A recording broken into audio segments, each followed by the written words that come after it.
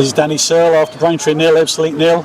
Last week you said you wanted fighters in this team. Did you have that today? Yeah, I think in abundance today. It was a different type of performance. It was a different type of game, to be honest. Obviously, they're quite economic in the way they play, and we knew that. We knew it was going to go quite direct. But they also got some clever little players that once they win the second phase, they can hurt you. And I thought we handled that quite well. I mean, Lisby's been on fire, and I thought the lads defended fantastically. And when you're dealing with the amount of set pieces that we had to, long throws into the box, long goal kicks into the box, long free kicks into the box, you've got to be men, and you've got to fight, and that's what they did today. And you had to put an emphasis on defending today because of all the threats they offered, and maybe you didn't have as much up top, especially after 6 minutes when Dominic Samuel had to go off. Yeah, look, obviously that's a big loss for us because we set up and we had a plan with him in the team. Obviously we know that we've got Dom P there and he's ready to go, but we don't expect to be making subs in the 6th minute, and obviously we just hope that he's okay. We haven't had any news on that yet, so we'll wait to see that situation. And then Dom come on, and we created chances. I think we created probably the best 2 chances of the game.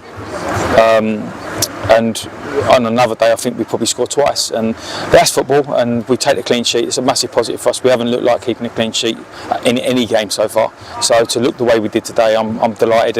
And we had a couple of little rubs to the green, but I think they earned that today.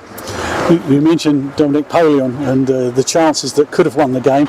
He had a one-on-one with the goalkeeper, and I think most Fleet fans would have put their house on him scoring, but he didn't quite get the touch he wanted, and it went over the bar. But that could have been the match winner. Yeah, but look, that happens, and like we can't. It's always if buts and maybes. If this had happened, if that had happened, and we have to take that. That's the rough with the smooth, isn't it? And the most important thing today was we looked a lot better defensively. We looked a lot more structured, and we looked like we had an intensity about us where we wanted to not concede a goal. And if we've got that in the team, we know we've got the quality to come through. We're wounded at the minute. We just need to lick our wounds a little bit and get ourselves back onto the pathway that we were on at the end of last season. And today's a start of that, but that's all it is. It's just a start. You talk about the defending. It wasn't just the defenders defending. I mean, the forwards were coming back. Greg Candle, Jeff Tanga, Dominic Polion, everybody was defending, wasn't they, when they needed to? Well, I mean, without sounding too obvious about it, if we haven't got the ball, we are all defenders. They have got to defend, and that's been an issue. We haven't collectively been sticking together, and today I was quite critical of them. Obviously the emotions were running high after the game on Saturday. I was very disappointed, and obviously you're questioning characters, but today they've reaffirmed a little bit of my faith, and they've got to keep going though, because it's not over. We can't just all relax now because we've got a point away at Braintree. We should be in a confident place where we're coming to win, and wherever we go, forget Braintree, Halifax, whoever we're playing, we should want to win the game, but it just gives us a stepping stone to hopefully go in the right direction. You've only had a few seconds with the team after the final whistle. You've not gone into the dressing room yet, but what was the kind of spirit you felt when you engaged with them after the referee had blown full time? Well, look, after the game, when I went into the dressing room on Saturday, I gave my honest feelings of how I feel as an individual working with a group of players, and the fact that I felt disappointed and let down. And today they gave me, as I said, a little bit more faith in that, but the message was quite simple. That's what we're capable of doing, but that's the minimum. That's the bare minimum, and because we all know they can do it. I know I've got a talented group of players. We know we've got a good group, and they're lacking confidence at the minute, and the messages and the talking between the lads as we walked off the pitch was, that's the start, but we've got to back it up with a performance on Saturday, and I'm not going in there, it's like an absolute sauna, so that's why we did our talk on the pitch. Just going back to the injury to Dominic Samuel, I mean, obviously you're waiting to get that assessed, but it could be that that's your 4th striker who's out injured, leaving you with just Dominic Polion as your main striker.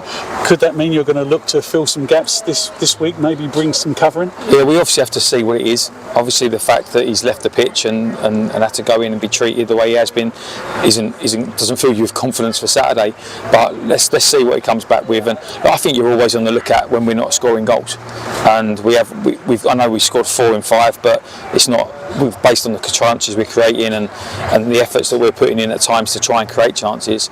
It's not the return that we should be getting. We know that, so we obviously keep an eye on it. But look, the most important thing is to deal with the players that actually are our players and make sure that Dom Samuels is okay.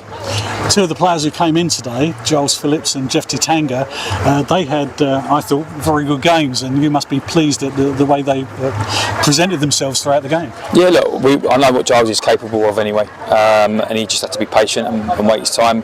We obviously against Barnet, we played him out of position. He's not a left-sided centre half, but that was the situation we were in with Dallow picking up a late injury.